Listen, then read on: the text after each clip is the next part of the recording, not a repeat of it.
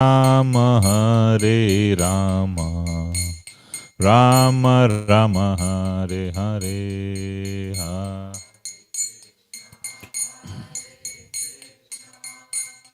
Krishna Krishna.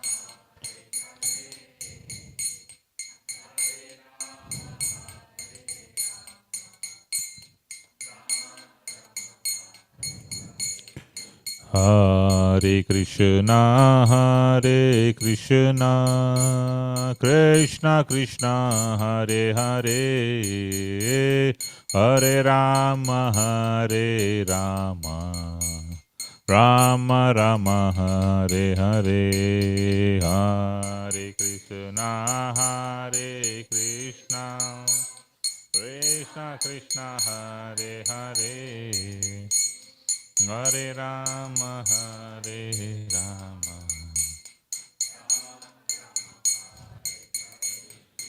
Hare Krishna, Hare Krishna, Krishna Krishna, Hare Hare, Hare Rama, Hare Rama, Rama Rama, Hare Hare, Hare Krishna, Hare Krishna.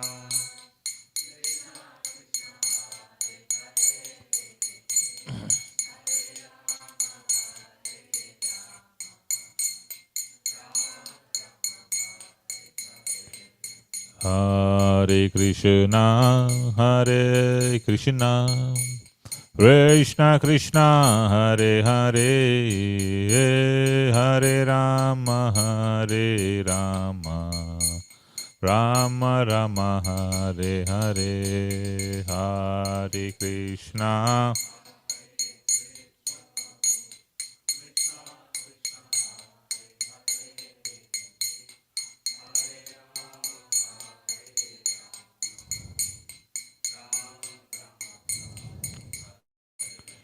Hare Krishna, Hare Krishna, Krishna Krishna, Hare Hare, Hare Rama, Hare Rama, Rama Rama, Hare Hare, Hare Krishna, Hare Krishna, Krishna Krishna, Hare Hare, Hare Rama, Hare Rama, Rama Rama, Hare Hare, Hare Krishna, Krishna Krishna, Hare Hare, Hare Ram, Ram Ram, Hare Hare, Hare Krishna, Krishna, Hare Hare, Hare Ram.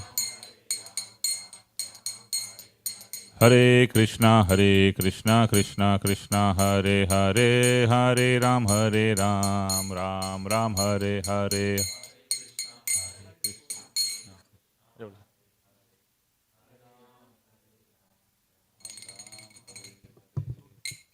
Hare Krishna, Krishna Krishna, Hare Hare, Hare Ram, Ram Ram, Hare Hare, Hare Krishna.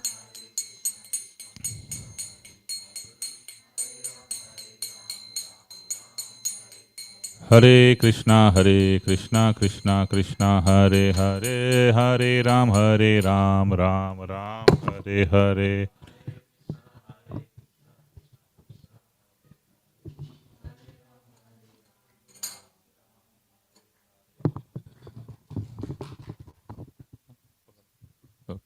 Hare Krishna, Krishna Krishna, Hare Hare, Hare Ram, Ram Ram, Hare Hare, Hare.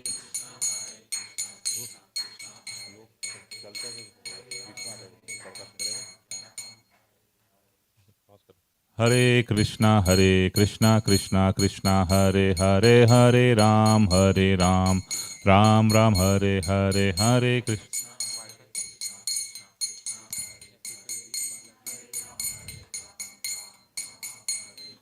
Hare Krishna, Krishna Krishna, Hare Hare, Hare Ram, Ram Ram, Hare Hare, Hare Krishna, Krishna Hare Hare, Hare. Hare Krishna, Krishna Krishna, Hare Hare, Hare Ram, Ram Hare Hare, Hare Krishna.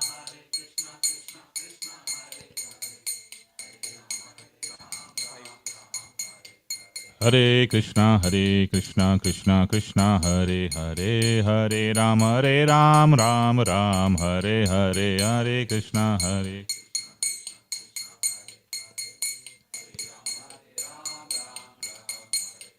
Hare Krishna, Krishna Krishna, Hare Hare, Hare Ram, Ram Hare Hare, Hare Krishna, Hare Krishna.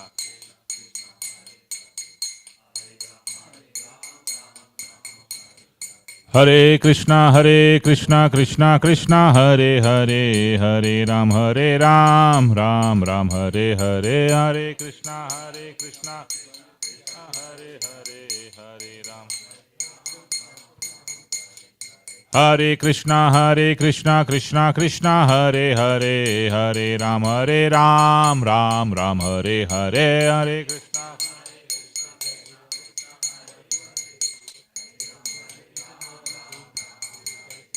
Hare Krishna, Krishna Krishna, Hare Hare, Hare Ram, Ram Hare Hare, Hare Krishna.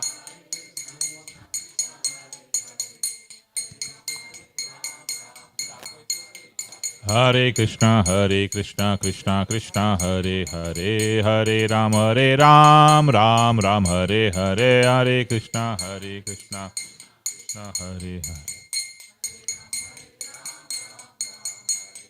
Hare Krishna, Krishna Krishna, Hare Hare, Hare Ram, Ram Hare Hare, Hare Krishna.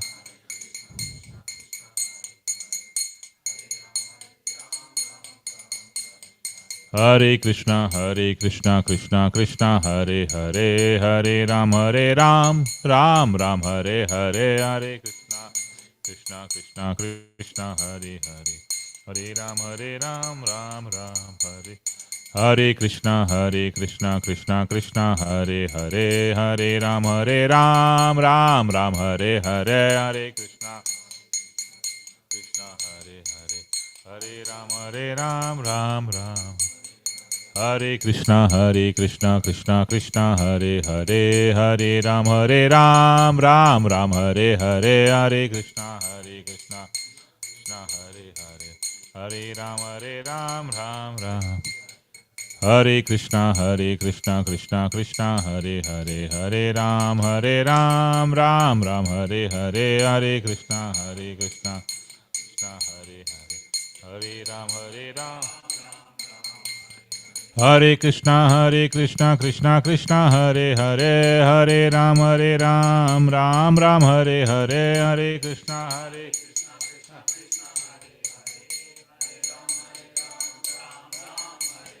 Hare Krishna, Krishna Krishna, Hare Hare, Hare Ram, Ram Hare Hare, Hare Krishna.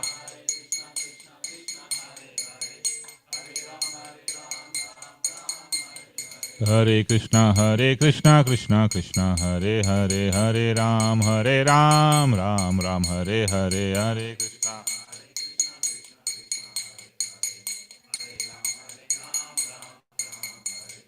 Hare Krishna, Krishna Krishna, Hare Hare, Hare Ram, Ram Hare Hare, Hare Krishna.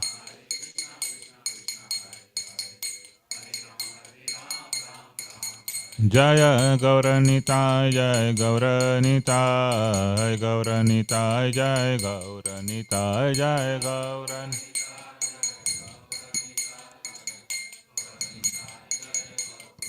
Jayo Jagannatha, Jayo Jagannatha, Jayo Baladeva, Jayo Subhadra, Jayo Jagan.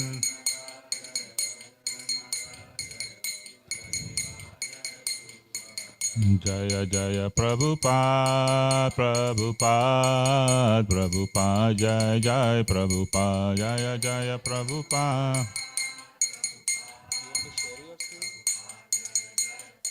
Nitai Gaura Hari Bol, Hari Bol, Hari Bol, Nitai Gaura Hari Bol, Nitai Gaura Hari Bol.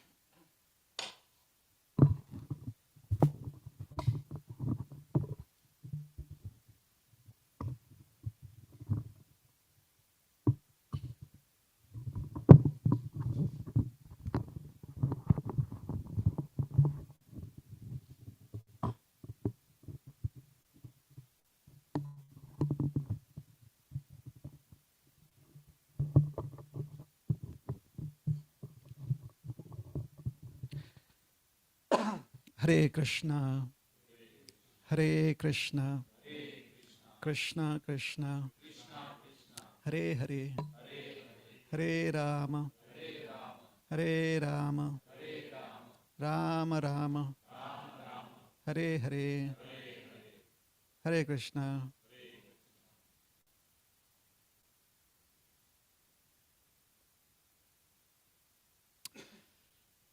Om Ajnanatimirandhasya Jnananjanashalakaya Chakshurunmilitam Yena Tasmai Shri Gurave Namaha.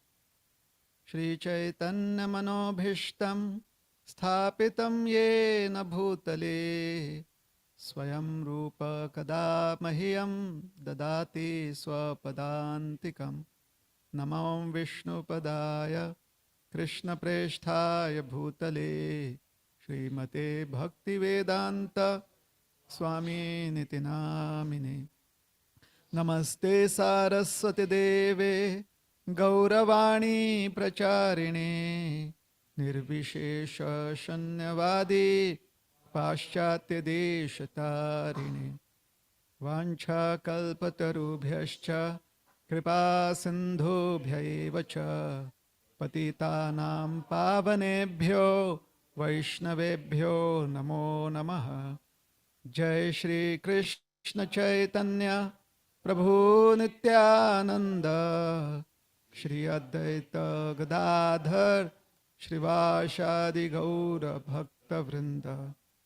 Hare Krishna, Krishna Krishna, Hare Hare, Hare Rama, Rama Rama, Hare Hare.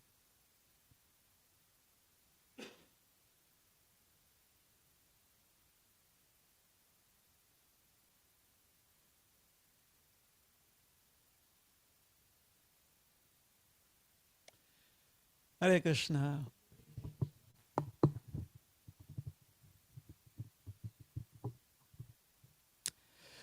So I'm very happy to be here.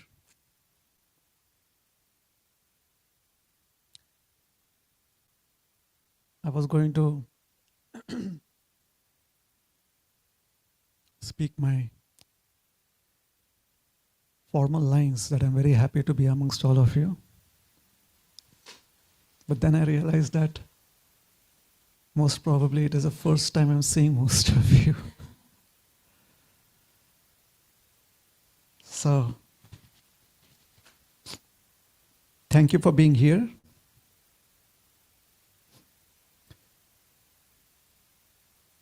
I want to introduce you to a term. It is called as Uttanka Megha. What is it called as? Uttanka Megha. This will become the new mantra now. What is Uttanka Megha? This term is used to describe rains when they fall in the desert. Especially if there's good rains in the desert, then it is called as Uttanka Megha. For the past 2 centuries, 2 to 3 centuries, not many people use this term. It's kind of disappeared from our vocabulary. But I guess old is gold or something like that. So Uttanka Megha. This term became popular after the Mahabharata was well spread amongst the population. So everyone knows what is the Mahabharata? There's somebody who does not know what is the Mahabharata. So what is the Mahabharata? Anyone?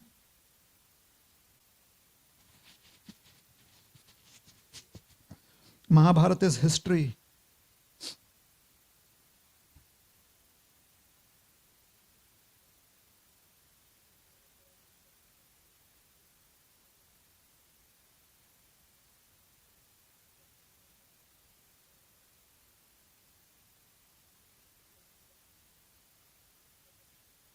Mhm.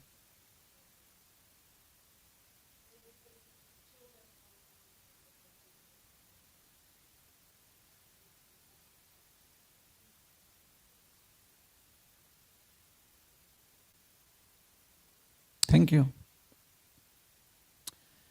Yeah, that's a very good description too.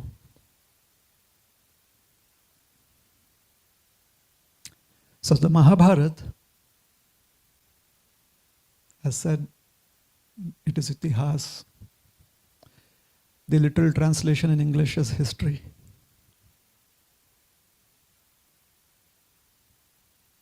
Itihas, itiha, this is how it happened. So that is a dictionary understanding of itihas. This is how it happened. So historical presentations is itihas. So the Mahabharata is a book, or it is the writings of a famous author by the name of Vyasadeva. There is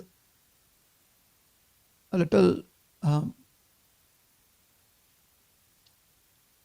some difference of understanding that maybe Vyasadeva did not write it, he dictated, and then it was written down. So it is his dictations.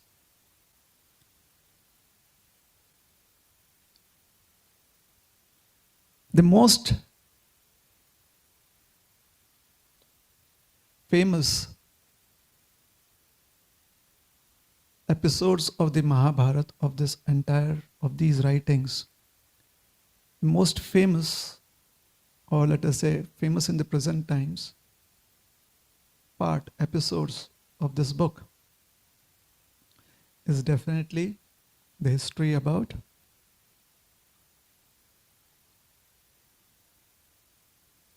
two parties who could not resolve their differences, and there was a world war.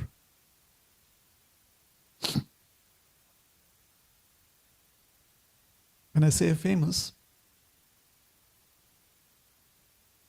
I say it because this is what is most often repeated about the Mahabharata. However, there are many other aspects, there are many other episodes, there are many other chapters to these writings. And from one of those chapters, we will explain the term Uttanka Megha.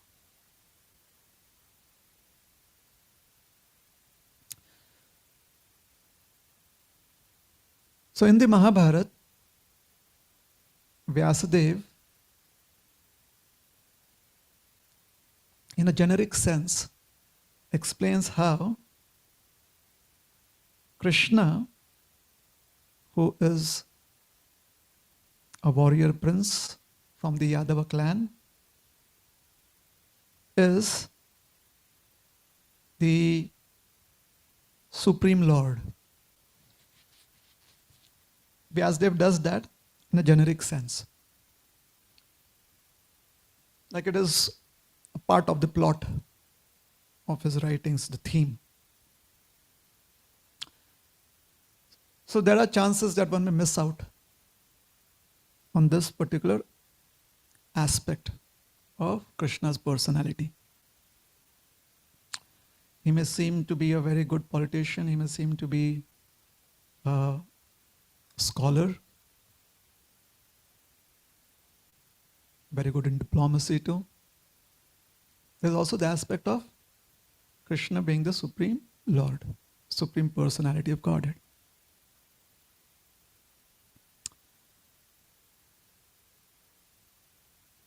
And it is through these very subtle hints in the Mahabharata that the reader is gently prodded to seek the understanding of one's existence at a very deep level, personal. The understanding is very, very personal. So it cannot be generalized. Everyone has to have their own personal experience. So one is gently guided towards that.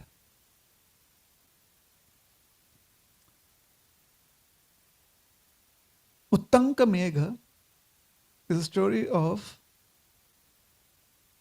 a great sage.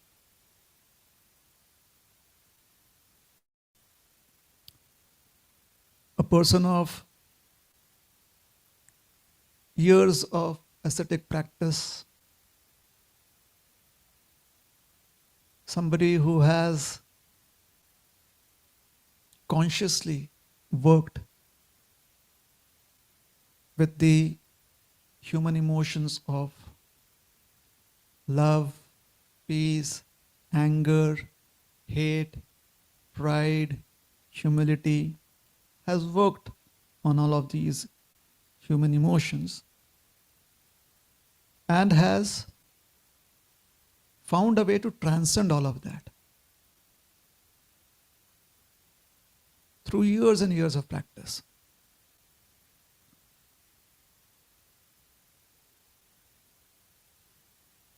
So these kind of personalities are called as great sages. They're called as rishis. So Uttanka is a great rishi.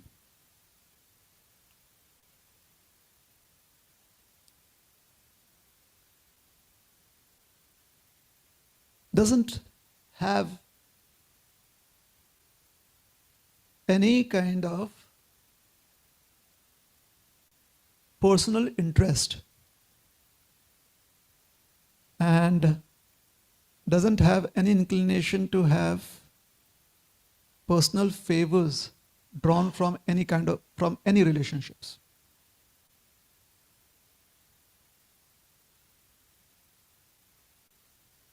In practical terms, a very matter of fact person, very matter of fact. Uttanka.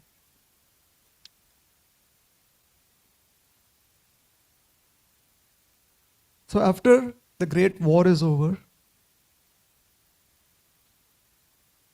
and the Pandavas have won, Yudhishthira Maharaj has been established as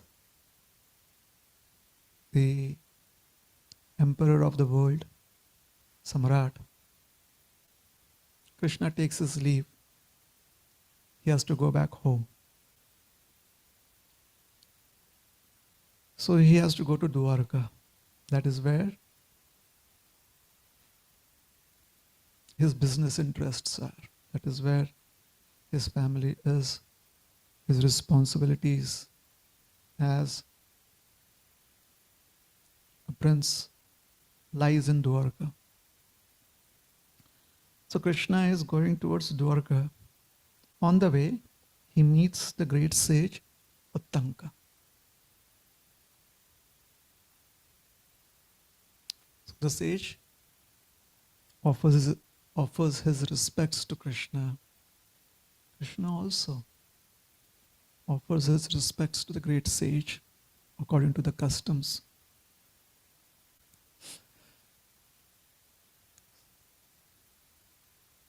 Krishna being a prince and the sage being an ascetic, Uttanka being an ascetic. So according to the norms of those days, the civil customs, an ascetic was very much revered by all classes of men and women. So Krishna, he bowed down to the sage. And it is customary for a sage also to reciprocate with blessings.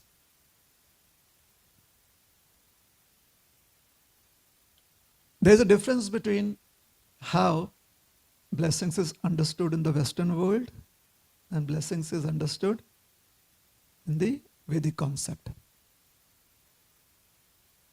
In the Western world, generally blessings are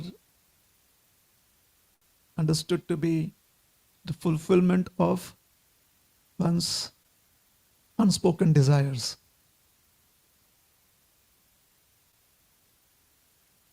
Blessings. So I was blessed to have this and I was blessed to have that.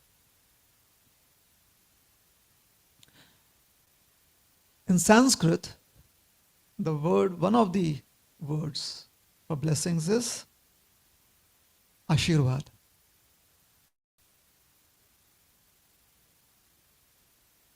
Ashirvad comes from the word Ashish or Asha. So desires. Another term for blessings is Vardhan.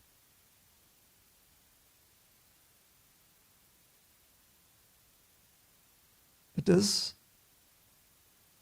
a composite word, Var plus Dhan. Dhan is more prominent. So it means what we have received in charity. So with these understandings of blessings, when a sage offers blessings, the sage seeks to wish the total well-being of any individual. So the sage would say,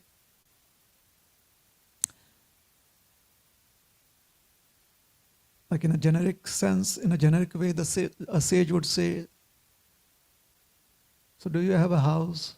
Yes. So may a house be filled with grains and all amenities which will help you to have happiness, material happiness. If it is a king, then the sage will say, may your kingdom be filled with the Lord's grace, and may all the people in your kingdom be happy, and may they all look up to you, O king. Something like that.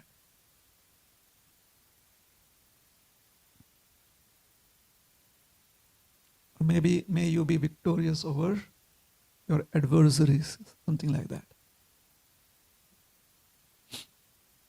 So Tanka, when he met Krishna, he said that, I pray that your family is doing well. I pray that everyone in your kingdom is free from any strife, disease, and has all their needs fulfilled. I pray that the people in Hastinapur are also very happy. I hope the two clans, the Kauravas and Pandavas, are getting along with each other. This is how the sage was blessing Krishna. Krishna was surprised. The sage had most probably not heard about the big war.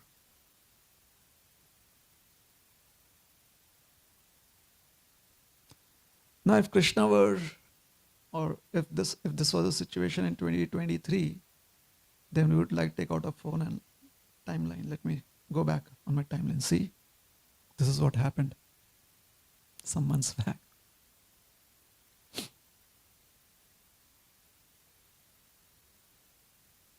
Because time is money. We have to stay updated, isn't it? So we immediately would want to react. Here in this instance,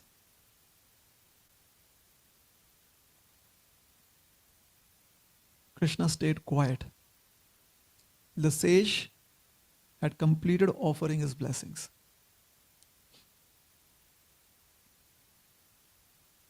And then very gently, Krishna told the sage, my dear sage,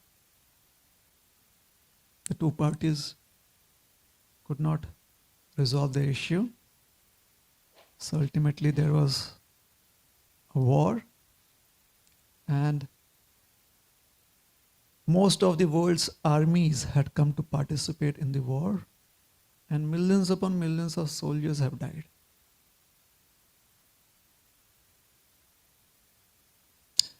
The sage became incensed, angry.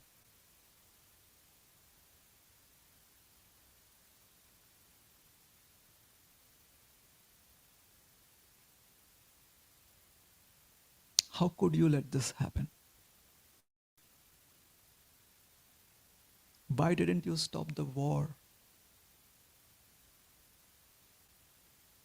Why did you let the war happen? Why did you let so many people die?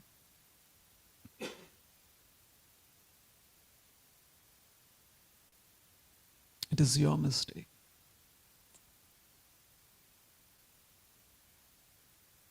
Now, Krishna hadn't told him that actually he had also participated in the war. He felt that was not a right time to say that.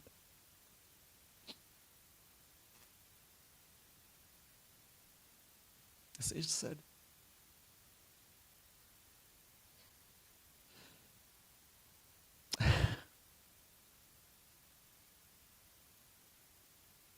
you are to blame.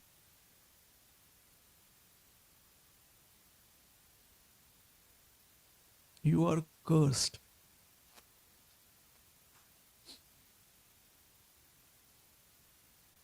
And he was about to pronounce a curse on Krishna.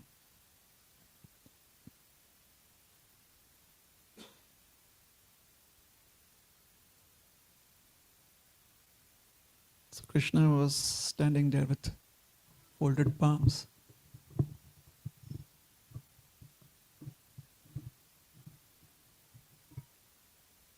He said, my dear sage, please remember the seminar that we attended. There's a set between action and reaction. There's a very important principle. What is that called?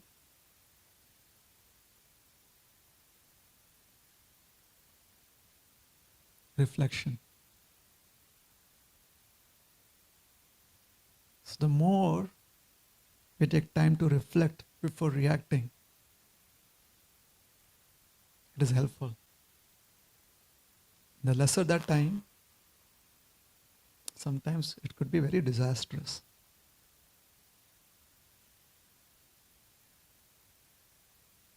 The sage said, I did not attend that seminar. Krishna said, all right. At the ISKCON temple, they conduct seminars like that. Please attend.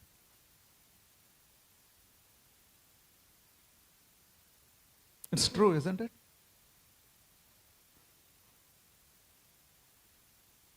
All of us have that opportunity.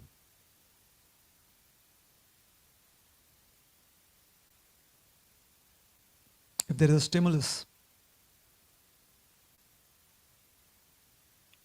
demands a response. True? Many times people feel that response is always in the active form. Sometimes response can also be in the passive form. It's definitely a minority, passive response. It's helpful.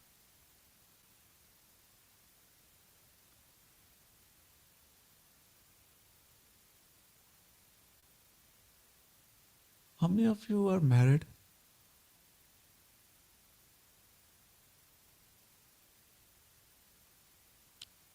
The rest are waiting to be married, waiting to get married. Good.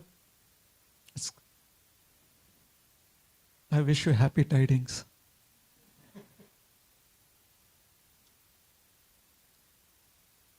So marriage is a very interesting situation.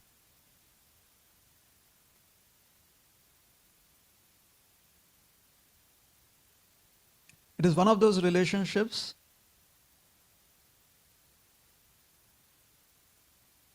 that seemingly does not have an expiry date. The rest of the relationships have an expiry date. You're like, no. Think about it.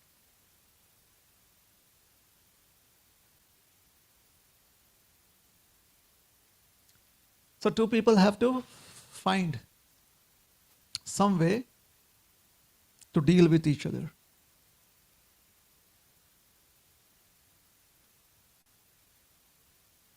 It's a contract, social contract,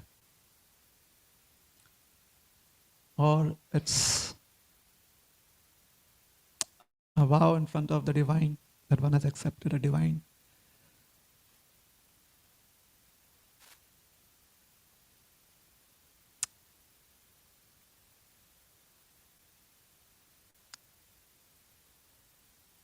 Divine way of mutual existence.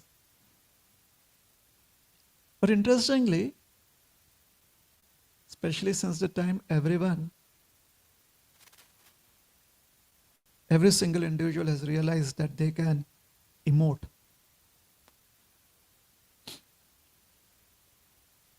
There are going to be numerous occasions where one would definitely feel that one is not being properly heard. Numerous occasions. After some time, one will just get used to the idea that, yeah, although I feel that I'm not sufficiently heard, so be it. But so one partner is not in the mood to interact. The other partner is really wanting to interact. So how would that, just imagine that scenario. So there's somebody who's feeling very, very emotional, and the other is in a different zone. So this person starts off, this, that, and the other person is like, Then they realize, oh, you have to be an active listener. Really? Oh my God. Oh.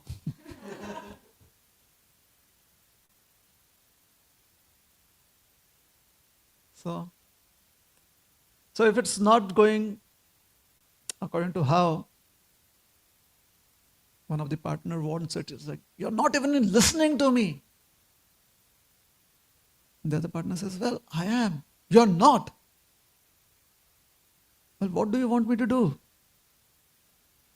Well, you should respond. I am responding. You're not really responding. So after some time, the other person says, all right, I'd better keep quiet. So the person keeps quiet. The partner who's really wanting to be emotional is like, now you don't even want to listen to me. You don't even care about me.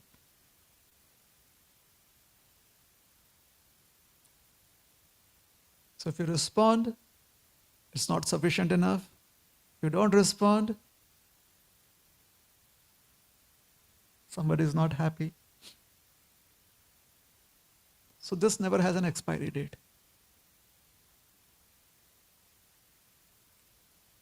In other relationships, you can like, all right, my siblings are not listening to each other. I'm going and talking to my friend. The friend is not listening to you. I'll go and talk to my mom. But here it doesn't happen like that.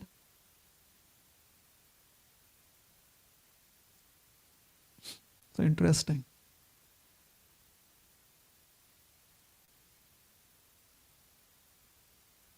Stimulus, response.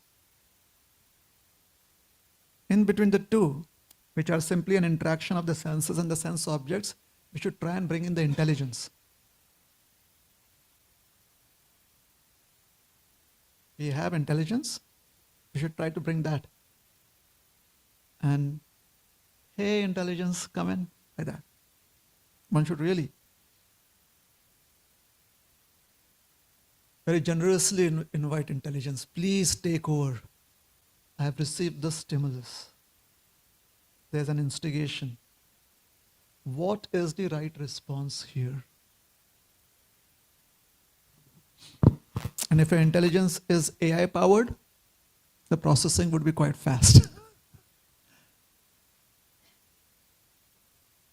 So what is basically AI? AI is simply a collection of all the intelligence that has been dumped onto the internet.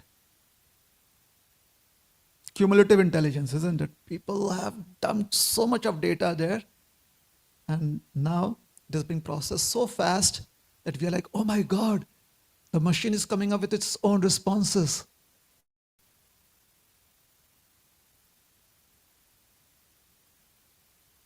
It's like Siri is always, I hope Siri is not here. Like, hey Siri, Siri is always listening to you. Siri, I'm not talking to you. I'm so sorry. Constantly listening, analyzing, listening, analyzing, because Siri has to respond fast.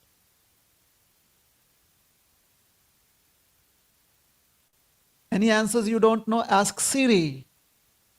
Ask Google. Google, what is the capital of the United States of America? I don't remember. Google. So Google gives it.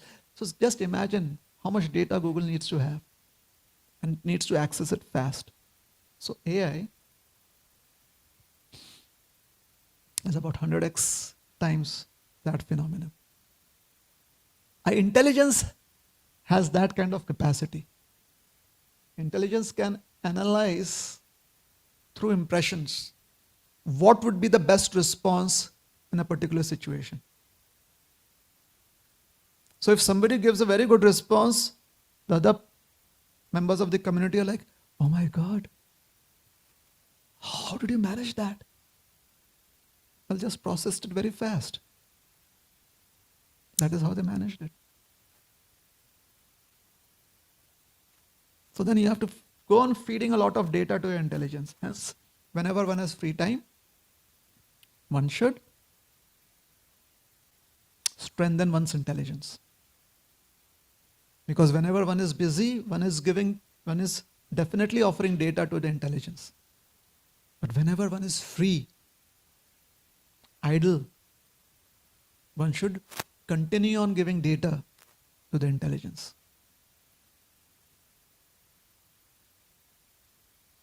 So that allows you to deal in this material world with minimal energy and minimal time spent.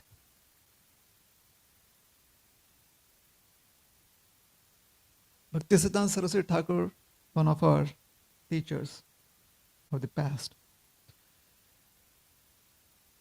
he tells us a story. He tells the story of a scholar, a Sanskrit scholar, visiting various places and trying to debate with people there. Just wanted to have an exchange of ideas, so would debate on Sanskrit grammar, the Sanskrit language. So one day he was visiting this village and there was no one who knew Sanskrit in this village. So the village headman was not feeling happy because the village would lose their position on the 100 most likable places in the country, would lose that spot. Did not want to lose the spot. So he called for a meeting. there is a crisis. We have to show that we are good. Everyone is like, yes, yes. So who's going to do it? No one knows Sanskrit. So there was one gentleman, a daredevil. I will challenge you. The scholar. Good, good, good. Well, nothing to lose. So comes the day, the scholar is welcomed into the village. And as soon as he enters the village, this young gentleman, the challenger, he goes up to him.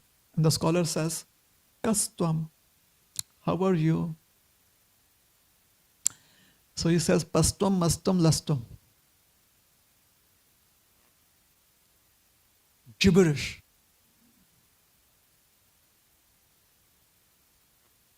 Complete jargon. Complete gibberish. The scholar turns around and leaves the place. Everyone in the village is like, this young man, ABC, defeated the scholar, he's a new hero. The next day, the village tabloid carried the headlines. Renowned scholar defeated by our own local brand. The scholar could only speak 2 words in Sanskrit. He replied with 6. The scholar was stumped.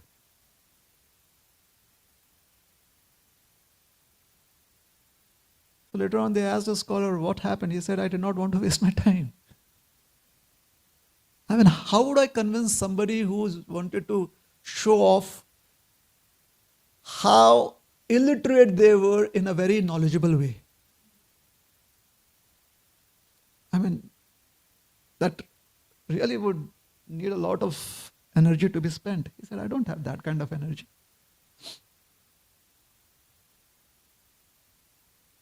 So stimulus and response.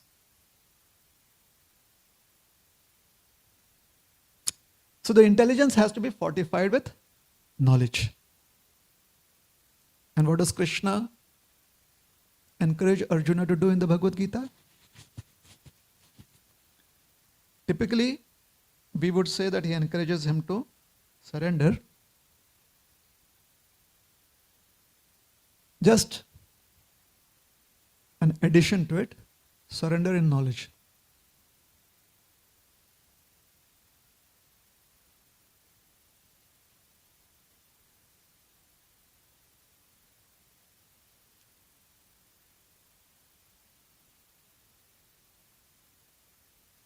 India is a very populous country, isn't it?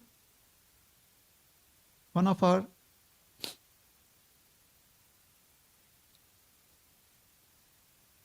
in general,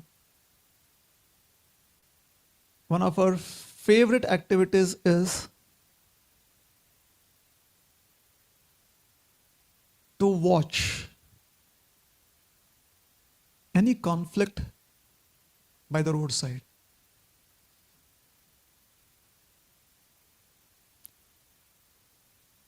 A lot of us are pedestrians.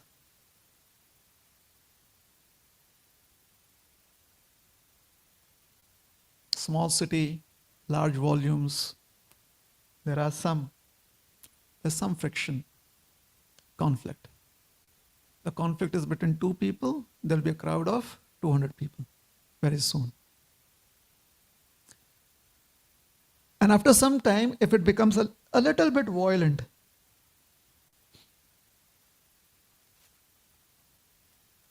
then a few people from the crowd also kind of, there's a saying in Hindi, it is called as Behti Ganga mein haath dho lena. So then you ask them that, why did you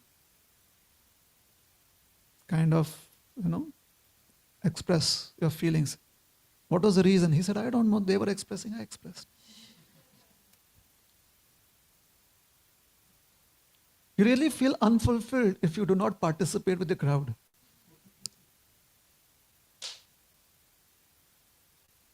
And this comes to a great advantage. Personally, I've seen that if there's a huge crowd, I just go, Hari Bol! And then people all look at me and they're like, okay, if he's saying Hari Bol, we should also say Hari Bol. So they also like, Hari Bol!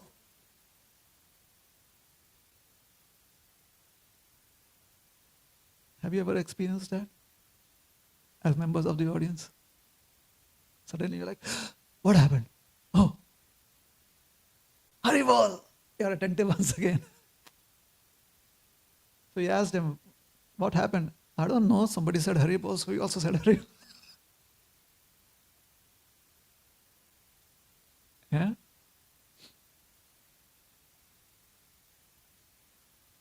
So surrender in knowledge is what is being encouraged. Otherwise, why are you chanting? Because everyone here chants. Or a better answer would be, because it pleases Krishna. How do you know? They told me. There's no personal endeavor here at all. It's all about mercy. They told me. That is what we do. It is sacrilege to do anything else. I mean, no one is challenging you that you should not be doing it, but so defensive. Knowledge helps you to be productive. It saves you from wasting time being defensive. Is that true? Yeah. If you know that the code has been written improperly, you know about it. Like, hey, no, I don't think so. But if you don't know about it, somebody else says, and you're like, hey, that person should not get the credit alone. Therefore, I should also pitch in. Yes, what you're saying is correct. But what is correct? Whatever you're saying.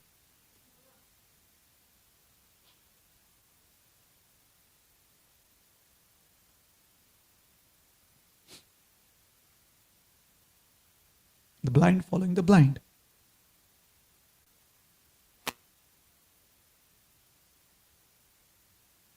Andha yathander upaniyamanas tepi shatantriyam urdamni baddha.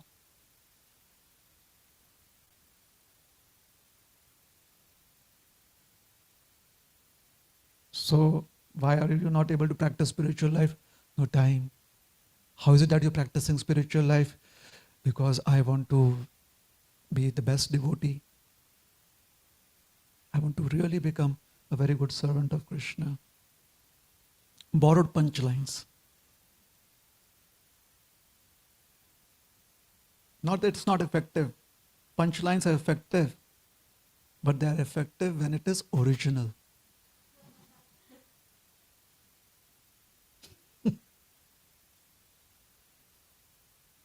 Yeah? If Prabhupada would say this about knowledge, he would say, Vidya dadati vinayam. Vinayam.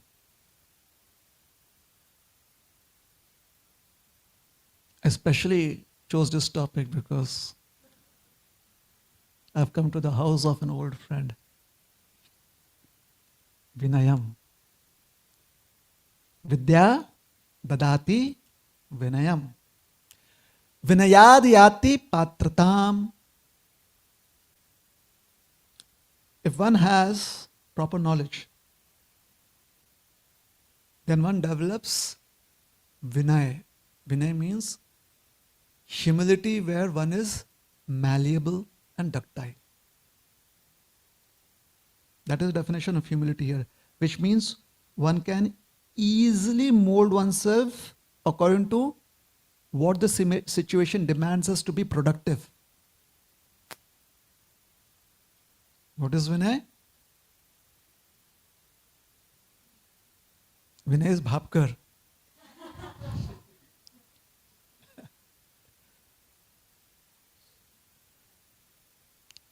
Vinay is you have developed the availability the potential, the inner potential that you have developed it to be very productive by becoming,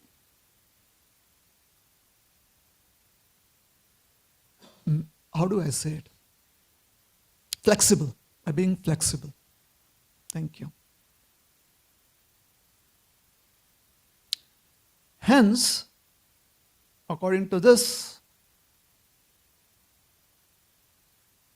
quote, it says, Vinayad yati patrata. So knowledge gives you, knowledge bestows upon you Vinay, humility, yes.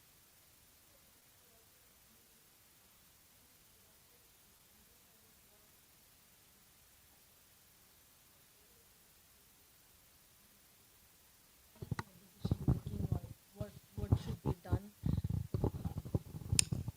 What should be done? What other understanding of productiveness do you have in mind? Yeah, I was so for some people, I think like productive is like you have a checklist of things and then how fast am I getting it done, but then usually it's not done with the understanding of why we are doing it. Okay, I'm getting up, I have to go to work, you have to sit there for 8 hours. But I actually personally feel like being productive means whatever disposition we are at that point in time, you are able to do you're able to Okay. do something in the most efficient manner or the right thing to do, and avoiding unnecessary conflicts, unnecessary conversation. So I was just wondering if there is an actual definition of productive which we can all refer to and use as a guidance. So for some people, you say that they have a checklist and they want to tick all the boxes and they consider that to be productive. Yeah, and I've done that. Like I used to be that person, but I later realized that that's probably not, that doesn't fit me. Okay. So you're trying to be productive according to how somebody else had prescribed.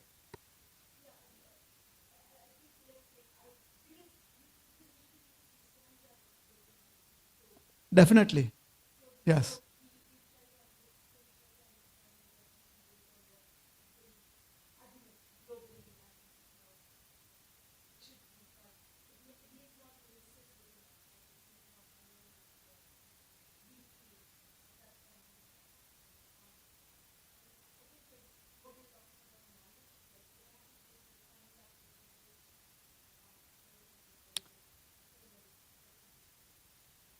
So are we suggesting that being productive is equivalent to, first of all, defining a product and in terms of that product being productive?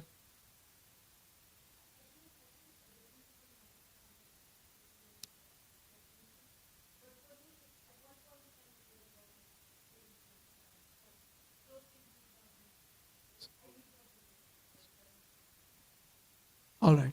So getting things done which at that point of time seemed relevant. So for that time frame, it was kind of productive. Okay. So knowledge helps us be productive every moment of our life. All right. Now, if we, as I said, if we have already defined a particular product and we're trying to come up with the boxes and tick it, then it is a very limited edition of what knowledge could do for us in our lives. So we need a more wholesome understanding of what it means to be productive in life. So for that, we'll have to define our end goal constantly with a long-term goal in mind. It's like wanting to believe in Elon Musk and go to Mars. That's a long-term goal, term goal. In the meanwhile, we try and see, like one of his missions took off and after some time, spacecraft collapsed. So he's like, yeah, we are learning. So the next attempt, which could cost another few billions, would be a better deal. All right? So there's a long-term goal. So whenever we are ticking the boxes, did we have a long-term goal, something that would always be there for us? Let us say if we are considering ourselves to be existing for another 10 years, would that still be there? Then these boxes would be helpful if it helps us orient ourselves towards that goal. So that is being productive. So maybe sometimes we look at it from a temporary lens. Is that okay? All right. So vidya dadati vinayam. Knowledge bestows. It gives. Vinay. This ability to be flexible so that we can be productive. In the moment, go on. Vinayad yati patratam. This flexibility and being very good at it, it makes us qualified. It does not give us qualification. It makes one qualified. Dadati, no, yati patratam. Patratvad dhana, dhanam apnoti. Patratvad dhanam. Once we have attained qualification, that qualification makes us work to achieve some remuneration in life. So patratvad dhanam apnoti, that brings remuneration in our life, and dhanad dharmam tataha sukham. And now, because we have facilities in our life that allows us to practice spirituality or dharma. Is that true? We have a temple. The temple has programs. The temple has prasad. All of that costs money.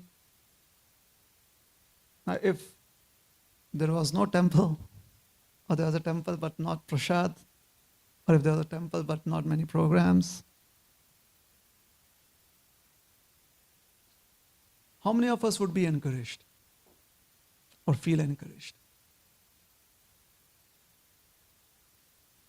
So knowledge gives us not just money, knowledge gives us facilities.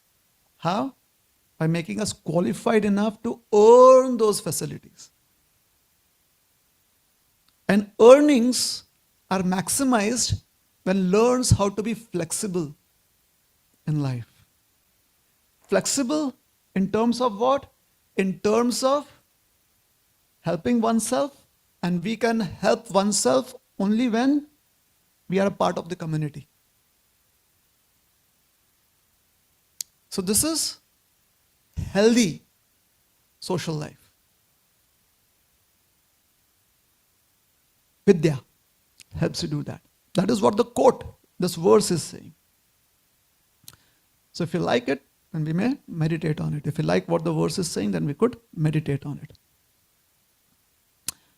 Vidya dadati vinayam, vinayadhyati patratam, patratvad dhanam apnoti, dhanad dharma tatah sukham. And when one is practicing dharma, when one is practicing that which one feels most comfortable with, just like fish feels very comfortable in water, so the spirit soul feels very comfortable practicing spirituality. Sukham. Happiness. But the problem is, Uttanka Muni, Uttanka Rishi knew this verse.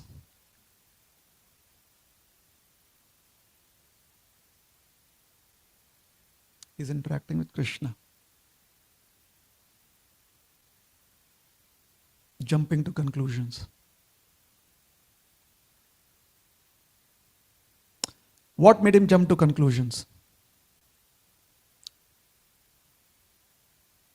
Something similar to what made Arjuna jump to conclusions.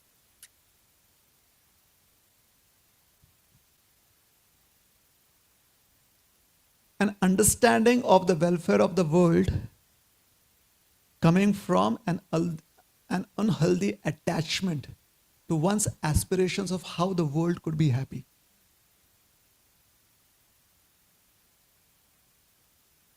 I'll try and repeat it because that was very spontaneous.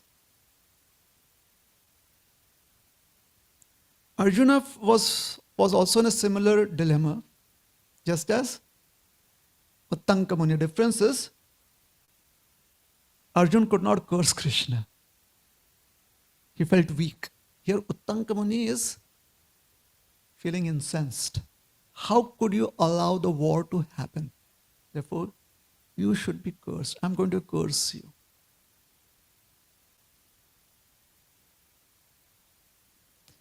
This comes from the desire to wish well for the world. This desire is born of an unhealthy attachment to the idea of what one thinks is the best for the world. So Uttanka Muni is thinking that the best option would have been for Krishna to stop the war. He could have asked Krishna, Krishna, did you make an attempt to stop the war? And Krishna could have explained, I did. I went as the Shanti Doot. It did not work out. But he jumped to conclusions. Oh, so many people died. You were right there. Why didn't you stop it?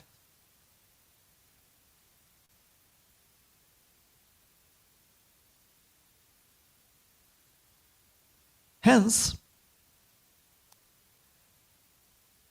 in the moral books of ancient India, it is stated that just as a donkey carrying a stack of sandalwood on its back does not recognize the worth of the sandalwood, but only groans under its burden, so do many learned people who have studied the Shastras or scriptures do not realize their true purport and simply bear the weight of the outward knowledge.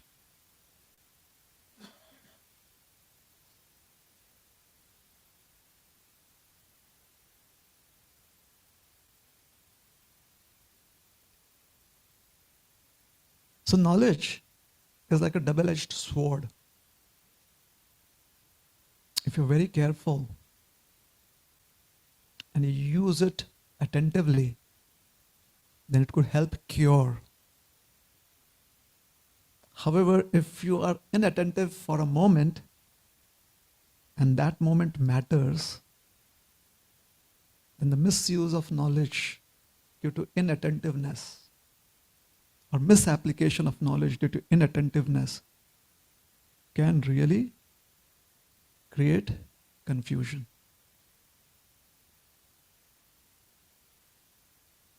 So anyone who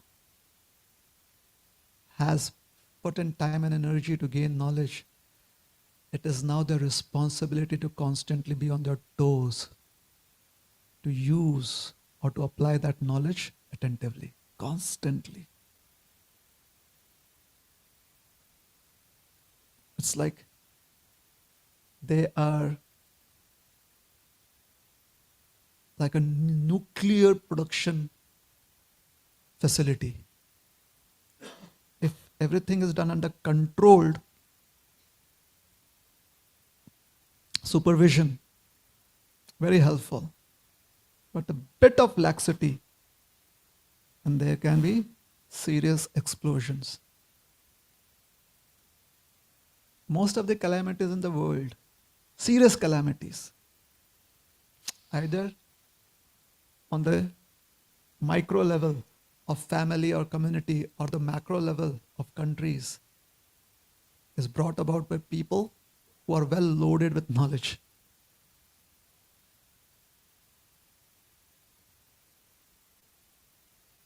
Those who do not know how to use the facilities and the resources of this world, they cannot do any damage to either themselves or anyone else.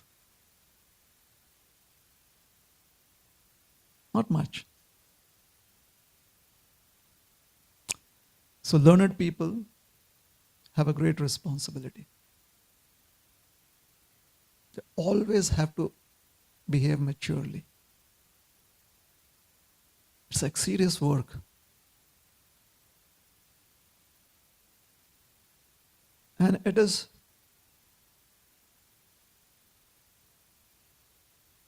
very, very painful to see learned people want to take a break.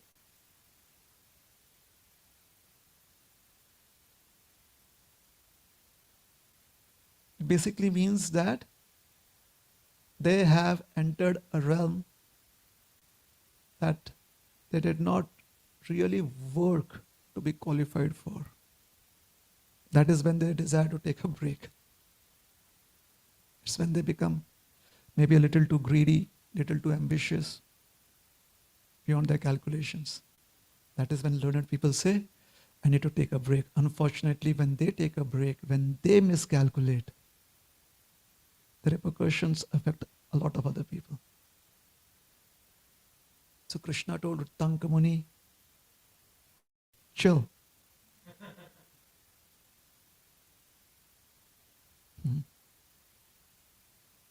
Tanka Muni is like, where is the pill? Give me a chill pill. It's nice to see smiles on your faces again. Everyone is so serious.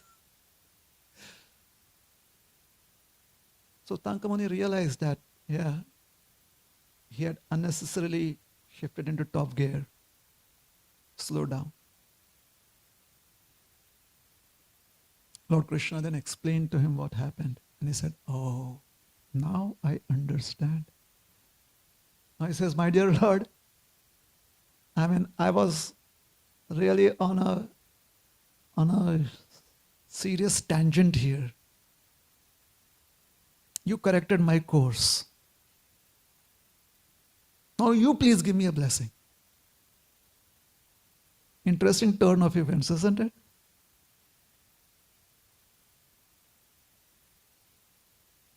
So Krishna said, all right, ask for a blessing. So Tanka Muni, understanding that how one can be bewildered, challenged in circumstances where one's source of nutrition seemingly seems to be cut off. Like Tanka Muni was feeling a little undernourished, feeling that, hey, such a big calamity, and how could it really happen with the Lord being there? So it seems he felt as if he wasn't getting his nutrition. So according to Mahabharata, he asked that, my dear Lord, whenever I feel thirsty, please let me have water immediately. Very symbolic. However, we will not go into the symbolism right now. Practically, I am tired of being very serious in this class right now. I want to have some humor back. So we will not discuss the symbolism here. However, I just gave you a hint. That is why I said he felt undernourished. He felt that he was thirsty. He was feeling the thirst of anxiety. So he said, my dear Lord, whenever I feel thirsty, please let there be water available to me always. And then he's traveling few days later, and is traveling through the Marubhumi. You know what is Marubhumi? The big desert. So he's traveling through Central Africa, a little to the north, the Great Sahara. He's traveling through that. And he miscalculated. His water tank, his water bottle is empty. And he's seriously thirsty. Then he remembers his benediction, his blessing. He says, my dear Lord, I'm thirsty. Boom! There's water available for him. Isn't it? Just like sometimes we feel Krishna reciprocates. I mean, I really came late and I was wondering if I would have prasad. And as soon as I entered the door, somebody said, Prabhu, please come take prasad. Krishna, you exist. I believe in you. I mean, really, we are such simpletons, right? We are such simple hearts. We are so open-minded people. But then there are those days that we are the first in the temple and somehow Kirtan is like really good and we spend 5 minutes extra in the Kirtan and boom, prasad is over. In this temple, there's no good devotee relationship. No one cares about anyone here.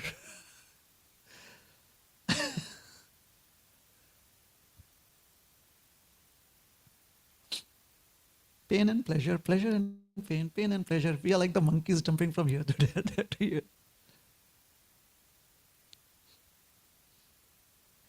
You know, every time a monkey jumps, doesn't really know where it's going to land. It feels it is going to land in a proper place and suddenly it's in the dumps.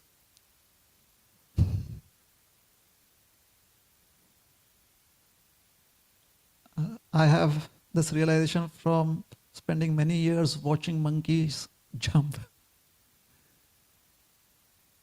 No, truly. I spend a lot of time looking at monkeys. They did not give us any option in Vrindavan. In the good old days. They'd jump on those roofs, those temporary roofs, and they had no idea what they were jumping on. They would jump, it would be like hot. And they would come crashing down. They felt that this was like any other time, we would start rocking this roof, and then we are like, monkey, please stop it here, take what you want. They would come like that. And then this was the peak of summer, very hot. So anyways, the monkey mind. Sometimes the monkey mind makes us believe that my faith in Krishna is rock solid. And sometimes the monkey mind kind of really tests us. Are you sure? Is this the best place for you? I think this place, most probably even Krishna has left this place.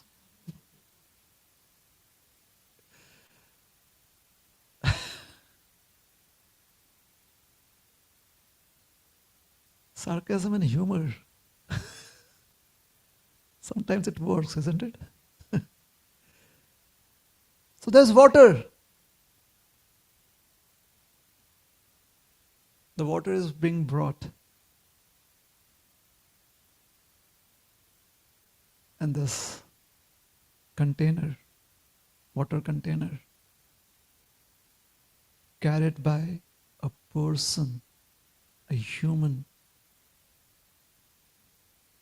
that really looks trash.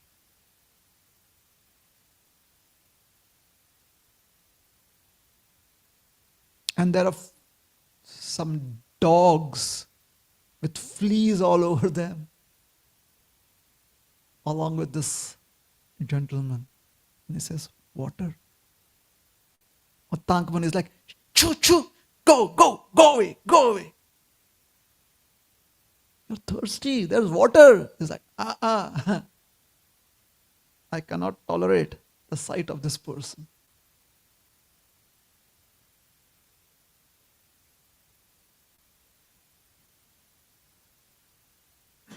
Disappears. Then the Muni starts wondering. where from did this person appear right in the middle of the desert?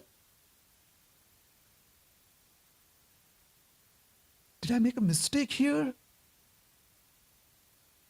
Could this be a test for me? If it were, I know I did miserably. Is Krishna testing me? And the Supreme Lord appears in his full glory. He says, Dear Lord Madhava, was it you who appeared in the form of that man, disguised as that man? He said, no.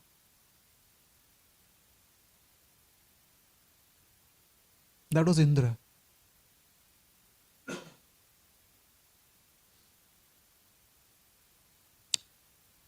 You are feeling thirsty, so I overreacted.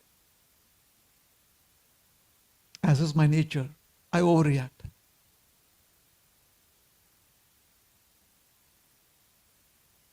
Correct? Krishna overreacts, isn't it?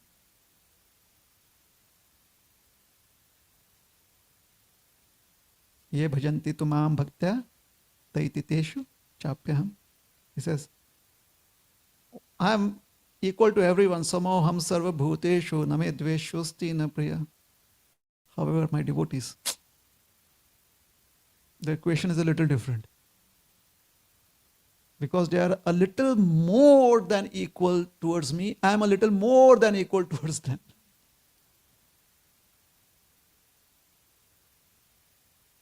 Maititeshu chapyam.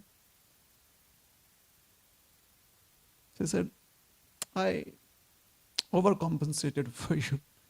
I sent nectar, not just water. I sent nectar, amrita. Indra said, impossible. I will not give the heavenly nectar to this rishi.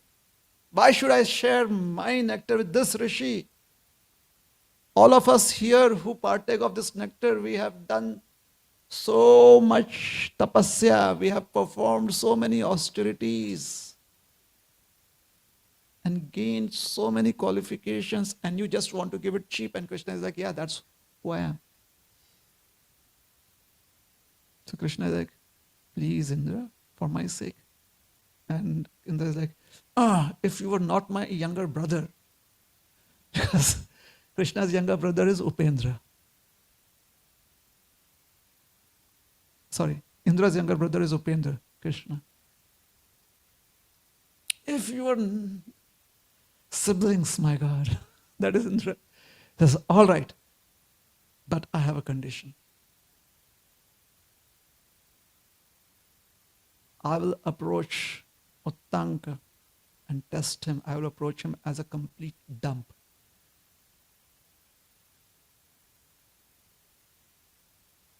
And if it is his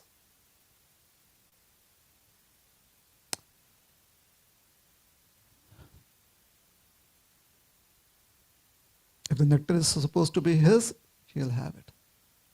It was not supposed to be his. He lost it. So Tanka Muni said, Krishna, again I have learned my lesson. Why is Krishna consciousness so difficult? Why cannot it simply be chant Hare Krishna and be happy? And Krishna is like, because you chant Hare Krishna and you don't want to be happy, that is why. If you chant Hare Krishna and you want to be happy, you'll be happy. But you're chanting Hare Krishna and thinking, will I get Mahaprasad now? You're chanting Hare Krishna and thinking that, will I be going to Vrindavan?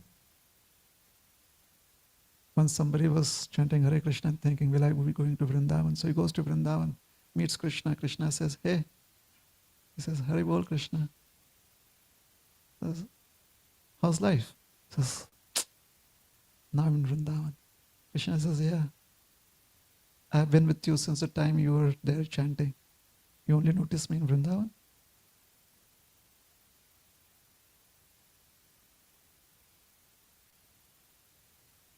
He's like, oh, sorry.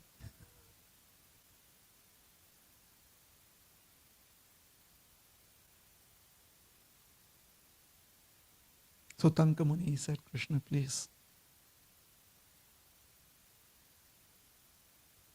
bless this dry desert.